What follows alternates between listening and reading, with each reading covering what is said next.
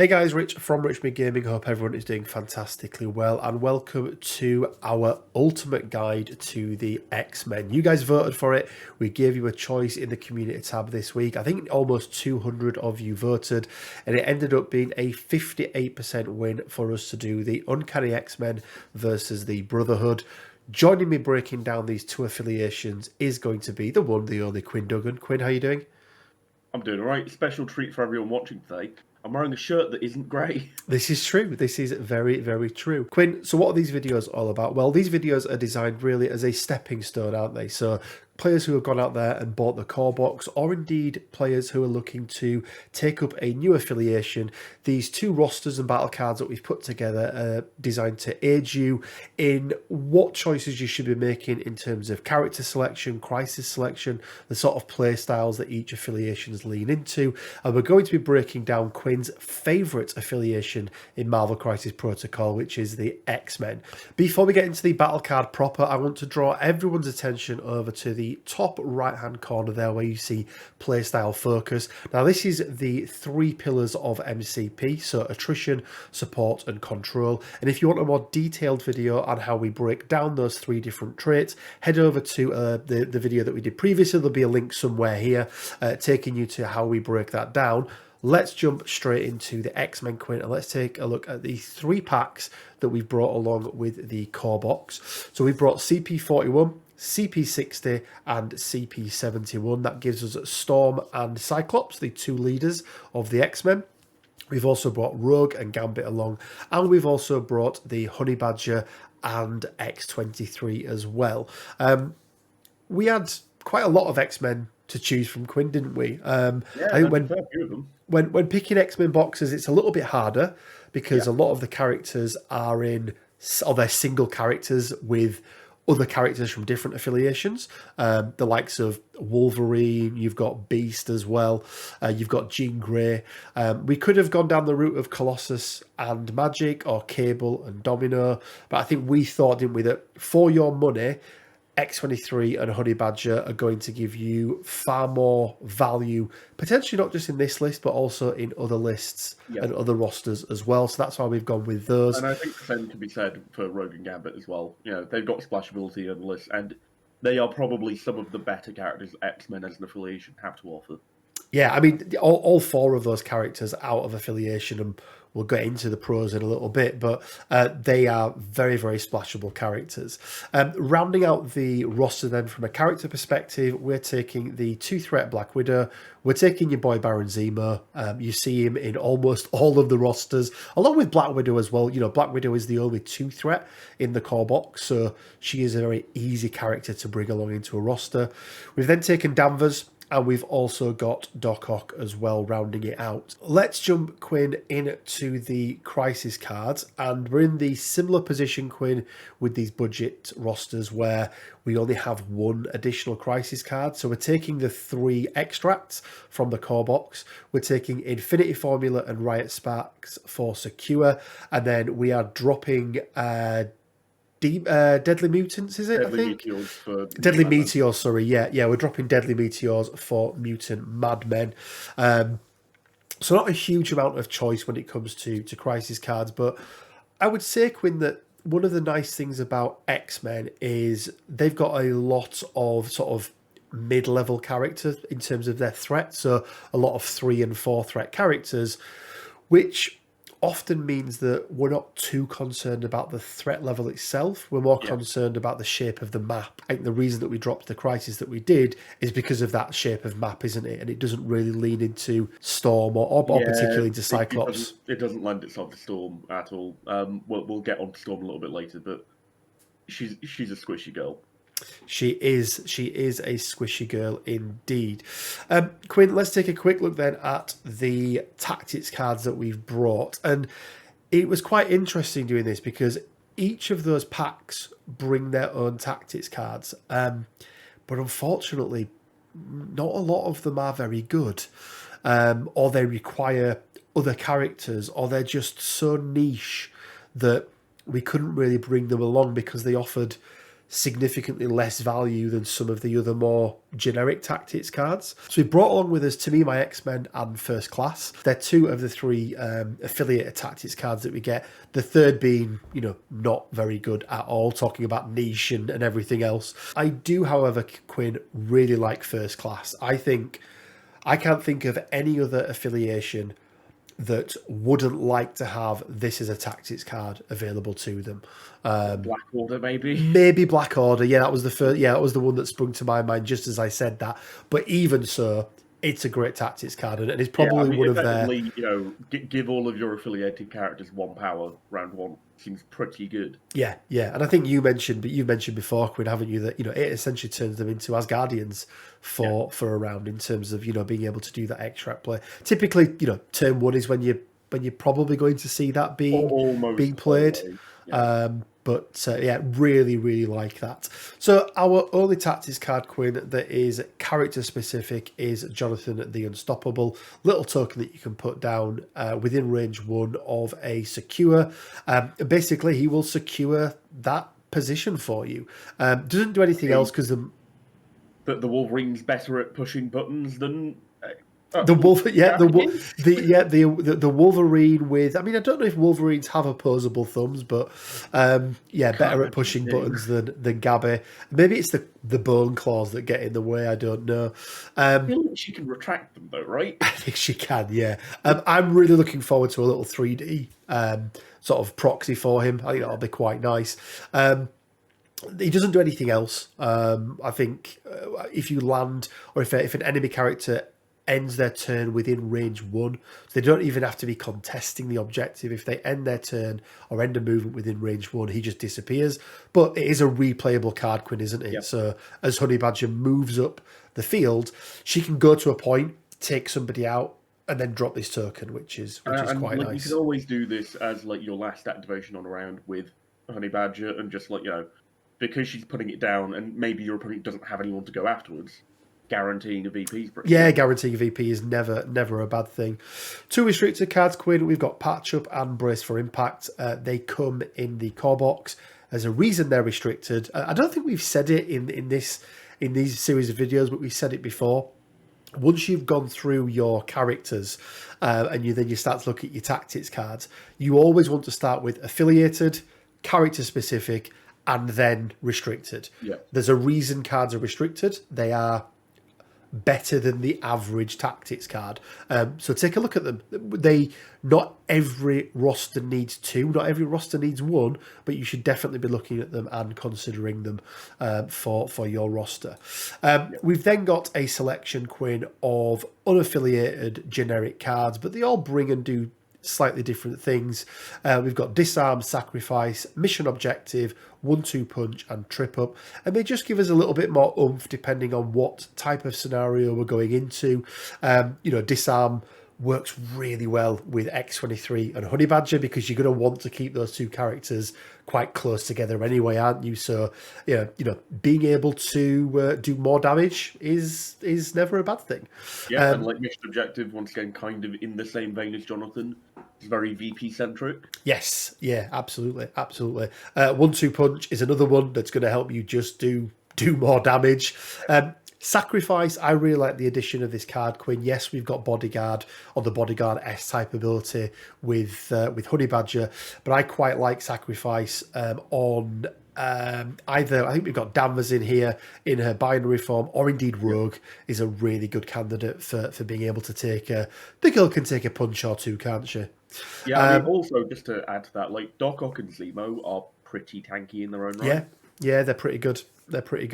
Especially if somebody's within range 2 of Zemo and he can from them and then potentially do damage on the back end as well. And lots of little combos there. Really, really nice on there. Threat curve, as we've already mentioned, it's very much in that sort of 3-4 threat vein. We've got 2-2 threats, we've got 5-3 threats, and then we've got 3-4 threats. So really nice from a flexibility side of things. There's lots of interchangeable characters here, but we are lacking the sort of big hitter. I would say the sort of two bigger hitters in this roster, Quinn, are Rogue and Danvers. They're the two that probably have the highest potential damage output. You could definitely make an argument for Gambit if he's got all the power in the world. Yeah, if he's got all the power in the world, I think those two are going to be more consistent. But yeah, Gambit. I mean, Gambit I love for the chip damage. What he brings with that. That in combination with the bleeds that the two sisters dish out, especially on bigger characters where using one of their actions to shake a bleed feels really bad. So you're either forcing them to shake that bleed, or you're just doing that chip damage every single turn, which can really, really help. Onto the playstyle focus then, Quinn. And as we mentioned, this is not saying how good or bad an affiliation is. Wholly a particular thing. We look at each of the individual characters, what they bring, the leadership, the tactics cards, everything else that we've got. And as you can see from this one, very much more in the support side of it, with some attrition and then a little bit of control. Every roster is going to have an element of control because every character, with the exception of a couple, can flip objectives and pick up extractions and that sort of thing. But this is, I think you could pivot this, Quinn, between sort of a support and attrition, depending on your play style and really depending on each particular squad you put together. Squads where you've got Zemo, X-23 and Honey Badger at the forefront with a couple of nice tactics cards are going to be very much on the aggressive attrition side.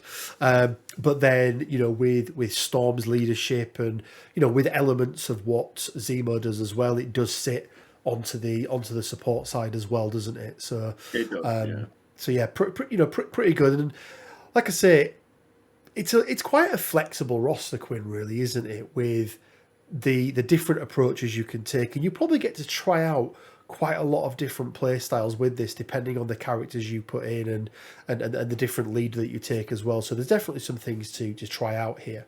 Let's go into the pros then, Quinn. So pros of this roster. We've got two leaders, right? That's not to be sniffed at. I think it's fair to say one of these leaders is significantly better than the other one.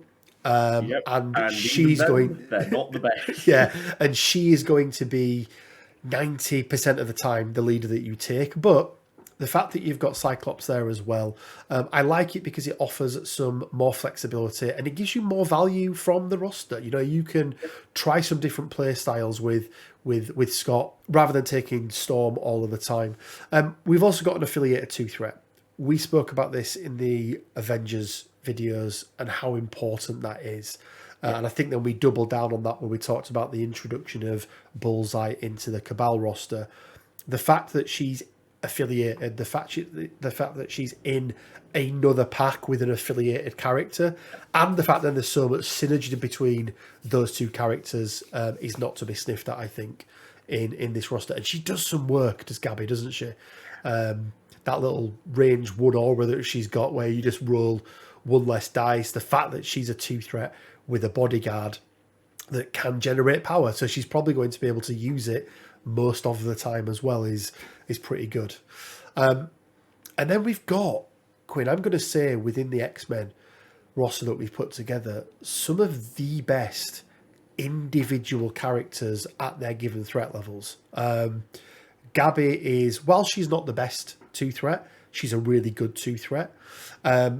There's an argument that Rogue is one of probably not the best 4-threat in the game right now. That probably goes to Voodoo in terms of splashable 4-threat. Yeah. She's real good. She's real good. We've already mentioned how good Gambit is. He's another splashable character. So the fact that he's in affiliation is real good. And we've got your boy Zemo, right? Arguably the best 3-threat character in the game, in or indeed outside of affiliation. So the individual characters in this roster are very, very good.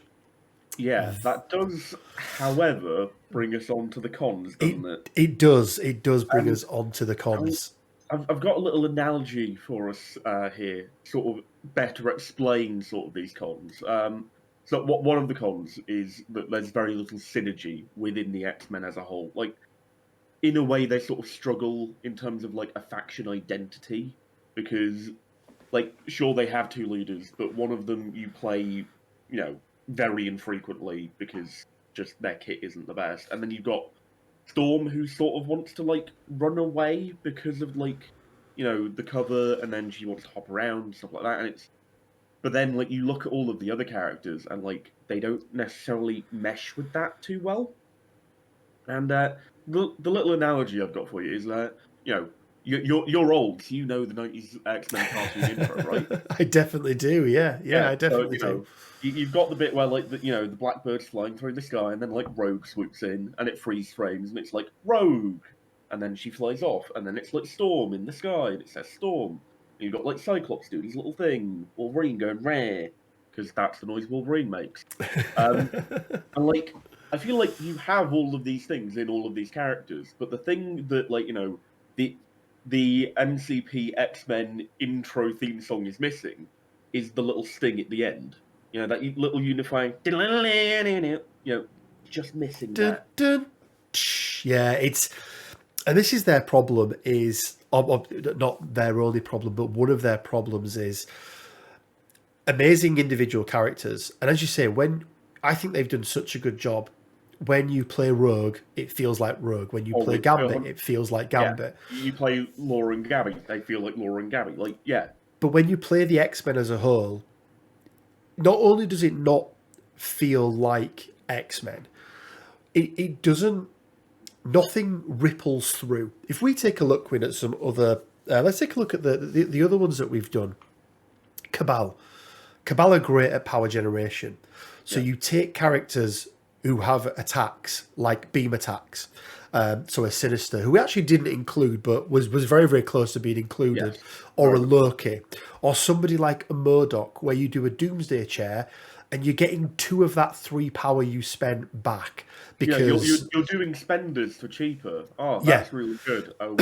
Or Avengers, right? Under Steve, you're looking at characters that have both active and reactive superpowers, so you are maximizing that potential power gain or reduction in power cost in not only both your turn but your opponent's turn as well. And I feel like with X-Men, that's the kind of bit that they are missing. And just whilst you're mentioning this, I think it's important to dip into another one of the cons that is sort of engaged in this issue, is X-Men have rather poor power generation. They do. Guys, I want to just make it really, really clear. We're not saying that X-Men are unplayable. They absolutely are. And we appreciate that these are probably the entry point for a lot of players coming into this game. I know there was a huge surge of players when Brotherhood and X-Men were released, and people were really excited for them, me included. I've just told you all of the reasons why. But, we have to face the facts in that right now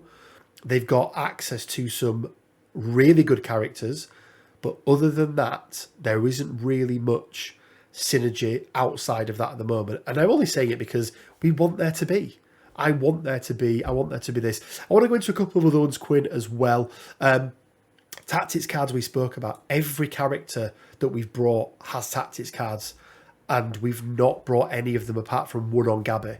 Now, probably more so than any other affiliation, tactics cards in this game from characters are not just a card you can take with one character. They're relying on either having another character in your roster or your opponent having another character for you to be able to use as well then. And it makes it a lot harder to be able to keep, to be able to put them in there. So that's another piece as well that I think just doesn't really lend itself really well. And then the other one, and we've touched on it already, Quinn, is how thinly spread X-Men characters are in character packs. Yeah. There are, I want to say there are like 8 character packs that have got X-Men in them. And I think of them, only 4 are pure X-Men packs, which are the 3 we've taken. 5 of them.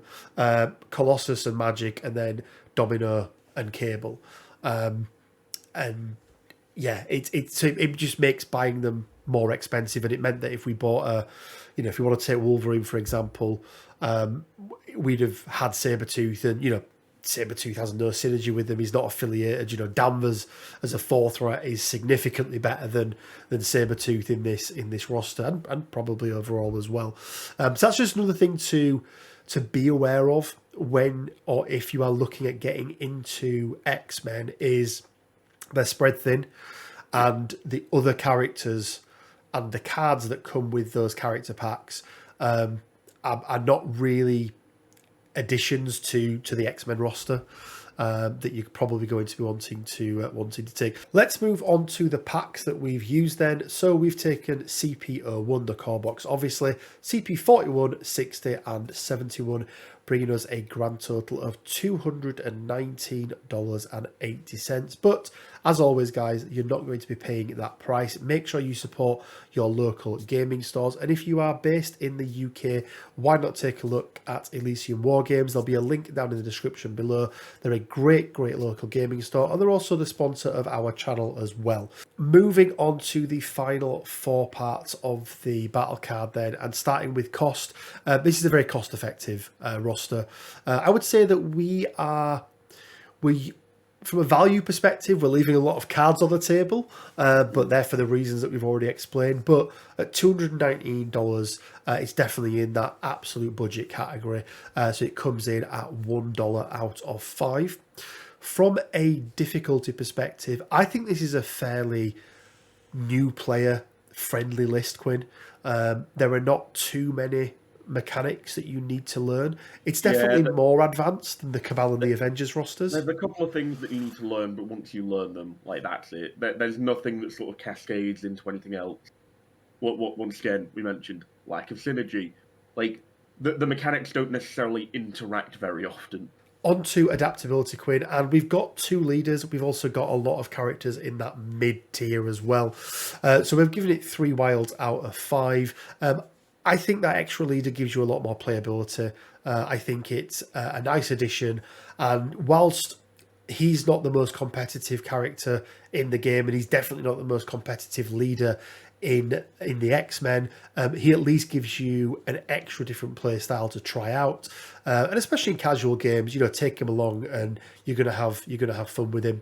I mean, you might find out that you absolutely love Cyclops. Yeah, absolutely. And that's the nice thing about this game, right? Is when you break it down, every single character is viable. Every single character is playable. They can all do a job. It's just that some characters do certain jobs better than others in this game. So final roster score, Quinn, then, and it's out of 10. And the way that we work this out is we take all of those different things that we've talked about. There's some crazy math at the back end, and it brings us out with a score. And we've given this roster a 5.3 out of 10. Now, don't hate us for this, guys.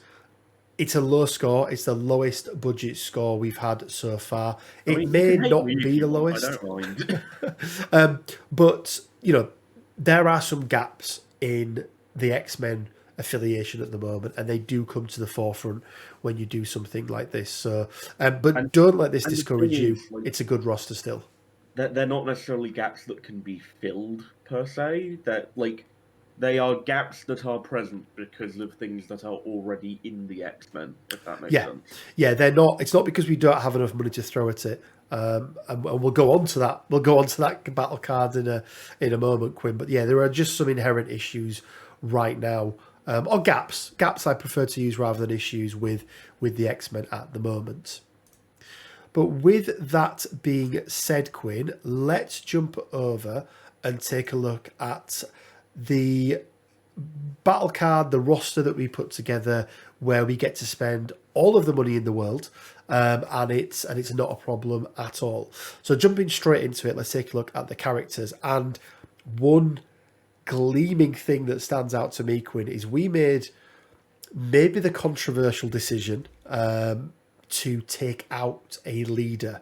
I don't think you're going to see us do this with any other affiliation right now in the game, especially as they both come in the same box.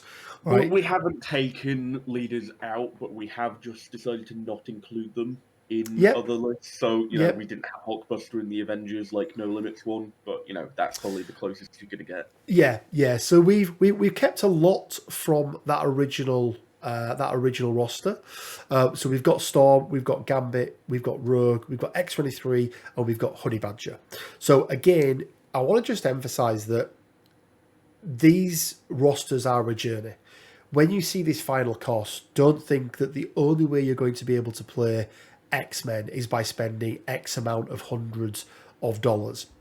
The things that you buy in that sort of 3-box side of it are going to continue, and you're going to be able to use a lot of those assets, whether they're character cards, tactics cards, so on and so forth, in not just X-Men rosters moving forward, but other rosters as well. So we've retained 5 of those characters. We've also brought along a couple of 3 other mutants with us as well, in the form of Domino. Domino adds some much needed aggression in this roster, I'm going to say, Quinn. She's very much like firepower, right? Yeah, some really, really nice firepower, and synergizes really, really well with Gambit in form of the chip damage, but also then with Honey Badger in terms of dishing out the Incinerate as well. So the Incinerate special condition on Honey Badger's, is it Ankle Biter, I think is the name of it. They stack. Because they're different, they do the same thing, but they stack. So your character's going to be rolling 2 less defense dice. So you put that on a character to a minimum of 1. Yeah, they can never roll less than 1 unless it specifically says. So some really nice synergy there. We've also brought Beast. He brings a bit more muscle into the game. He's a bit weak on his energy defense, Quinn, isn't he? But really good on his physical. He's got some throws in there as well, and I think he's got a placement. I want to say he's got a little leap, I think, as well. Placement isn't the best because it's mandatory, which it's always quite nice to have that May in there, isn't it? But sometimes you're taking every time you're attacking with Beast and don't want to be teleported, you are taking a gamble. Yeah, absolutely. And then rounding up the roster of X-Men, at least, is we brought along Magic from CP57. She, again, synergizes so well with some of the other characters that we brought here, because she's going to be in the thick of things. But the one thing that we are missing in both this and indeed the previous roster was Mystic Attacks. And she brings them, and she's pretty good at them as well, isn't she? She's got, for a 3 threat, you're going to be hard past to find a 3 threat that can deal the sort of damage that she can from a Mystic side. So she brings that side of it. Very mobile as well. Yeah, that portal, spend X to move X up to a maximum of 3, I want to say, with, the more power you spend, the more value you're getting, because you're not, 1 gives you a range 1 move, but then a range 2 move is not just 2 1s; it's significantly further. And then a 3 is actually 2 3 2s. is 2 2s. Yeah, exactly that. So you're getting more value from it. So really good there. Rounding out then the final roster, we've kept Baron Zemo. Again, that synergy with all of the characters who are going to be up close and personal from both an offense and a defense side of things is really good. And then we brought in a character that we haven't used yet in any of the roster, and that is Ghost Spider. She brings some real nice support and an element of control into the game as well. So that's really good. And I think she's got some really nice synergy with getting some of these characters who you maybe want to go in and do a big hit, but not necessarily leave them there. So you can bring them out of the way. And, that combination of, let's take Honey Badger, for example. Honey Badger does the bodyguard, and then there's nothing stopping you doing the reactive, pull from Spider-Gwen as well. So potentially getting her maybe even out of the way of the attack, or pulling her into range of Storm's leadership ability, giving her the extra cover as well. Even potentially pulling her backwards so she's then within 3 of Laura, for Laura to then move up and then be ready to attack as well. Yeah, absolutely. So let's go on to the crisis cards then, Quinn. And we've taken actually quite a few from the core box. So extractions, we've got Struggle for the Cube, we've got Fear Grips, and we've got Spider Infected.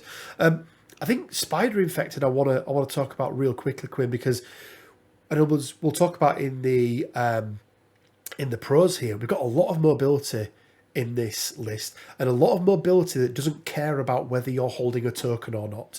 And that's one of the problems sometimes, isn't it? When we look at these big mobility moves, Rainbow Bridge from Asgard, or Convocation of their version, or Mothership and Asteroid M, they've always got this little kicker at the end, which is unless you're holding a token.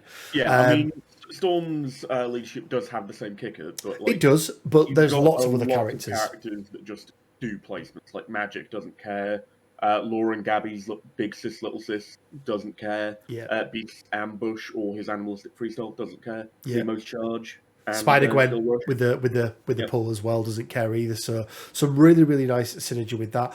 Everyone loves a hammer, and we've got quite a few nice long movers in this roster as well, Quinn, haven't we? So going out and getting turn one, being able to go pick up those sort of central points is easier for these guys, especially when you combine it potentially with maybe an attack that they can do off the back end of it to generate enough power to do bumps and then a long move and that sort of thing as well. So that's quite nice.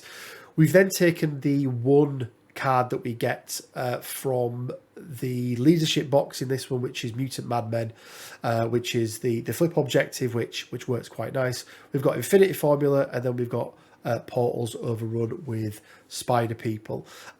Quinn, when we're looking at crisis selection for X-Men in particular in this roster, what are we hoping to avoid when it comes to particularly the secures? Because I think they're the ones that are going to sort of undo the X-Men more than the extracts, aren't they? Mainly anything that's clustered, right? Because so that's your E maps and your C maps. So like Gamma, Demons, Deadly Meteors, and Intrusions. Those are those. So the main reasoning behind that is, you're taking Storm basically every game because she's your leader. She's your one leader that you have, because we've already mentioned we don't like Cyclops. And the reasoning behind that is Storm is, as I said, rather squishy. Like she doesn't like to be up there in the fight, which she's very much a backline piece. And when you're in those sort of clustered situations, on a C, you don't have a backline really. It's just sort of which flank you're on.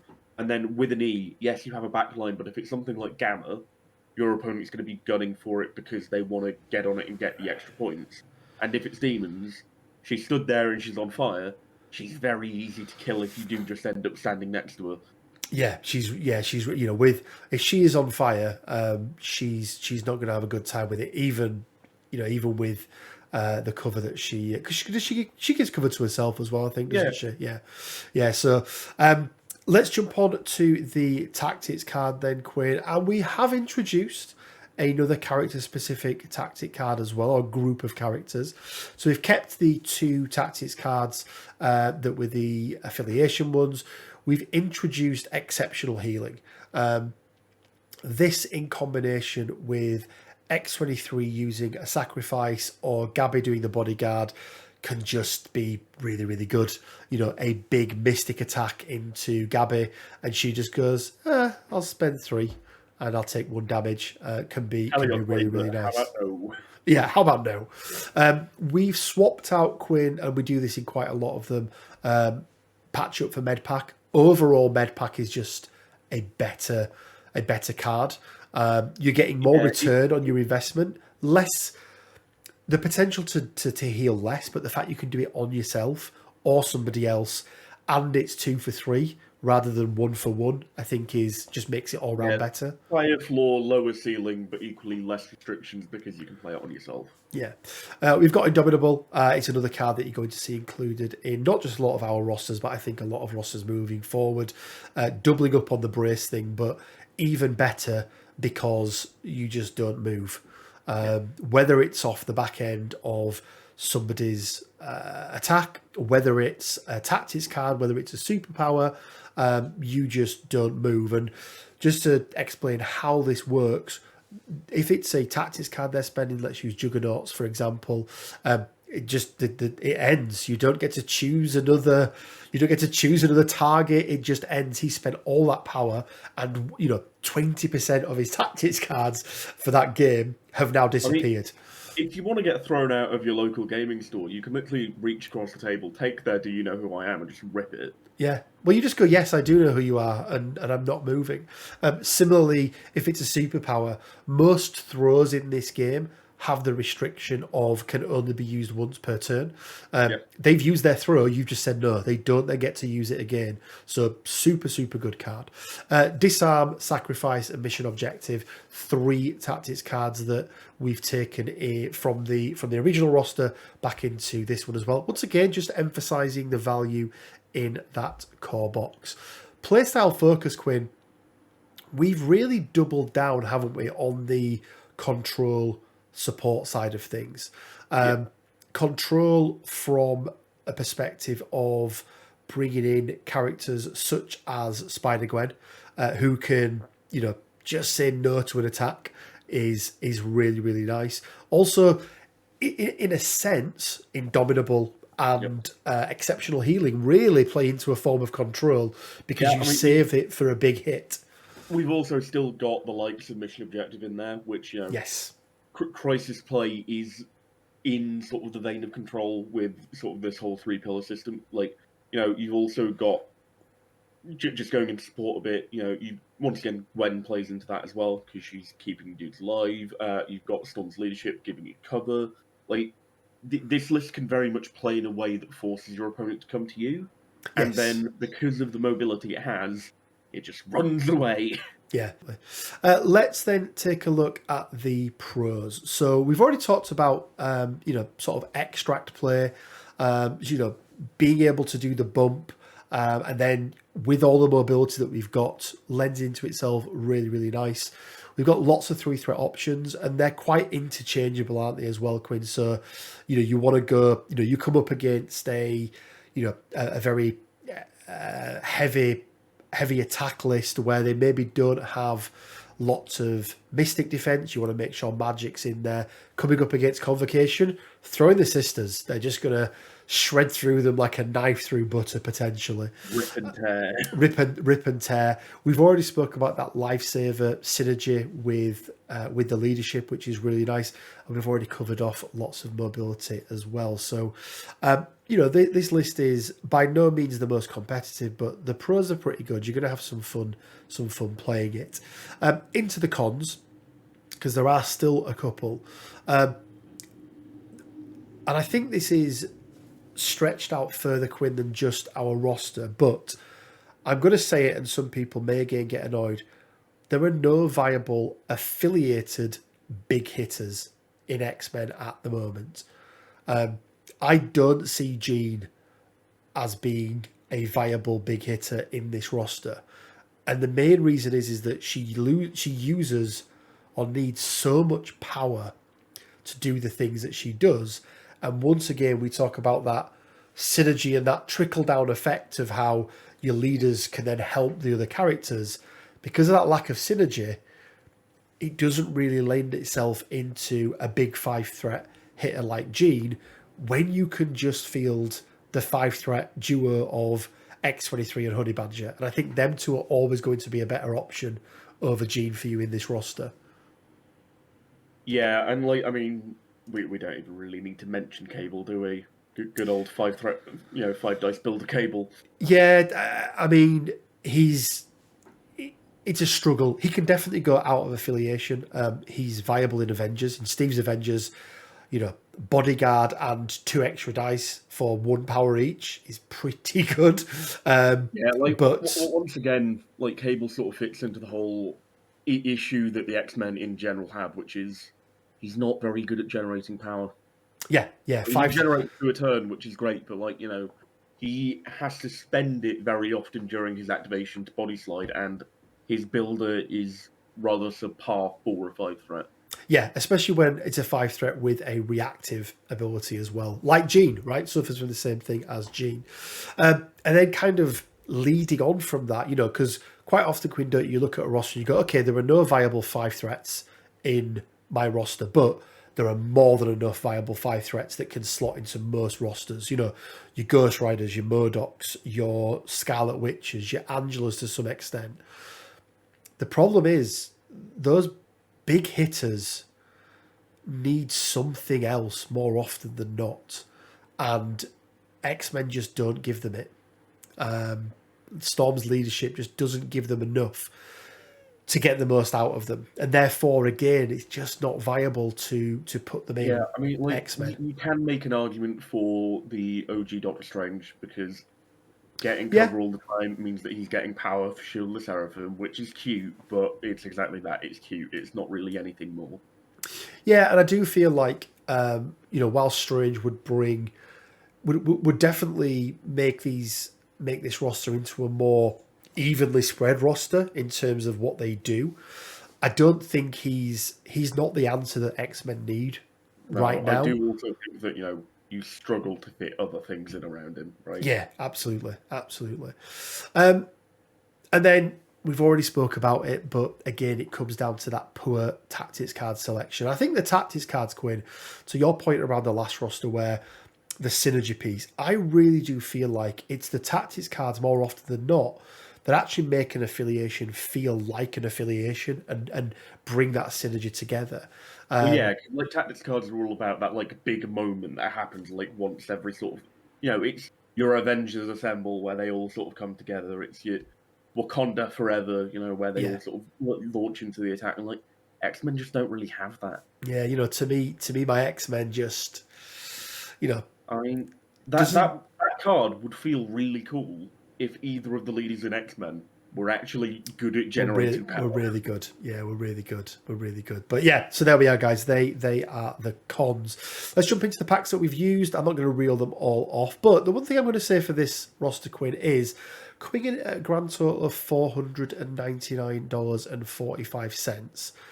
It is on the cheaper end, and maybe one of the cheapest rosters that we put together that is no money, no object, because sub $500 is really good.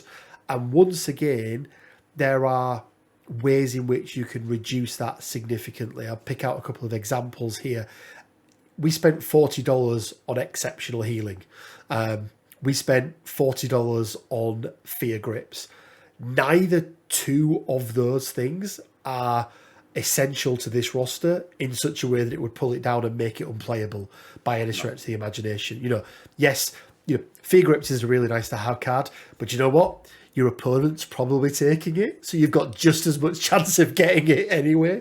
An exceptional healing is a nice tool, but that can absolutely be swapped out with limbo, journey through limbo from Magic, or one of the other, trip up or something like that from the core box. So it's $500. You can shave off probably $100 by swapping out 3 cards from this list very, very easily as well. Looking at the characters, you probably don't want to swap out any of the characters, but yeah. I do also think it's important to remember that, yes, you're spending $100 on this roster, but the things that come alongside those can be used in other rosters, right? Yes.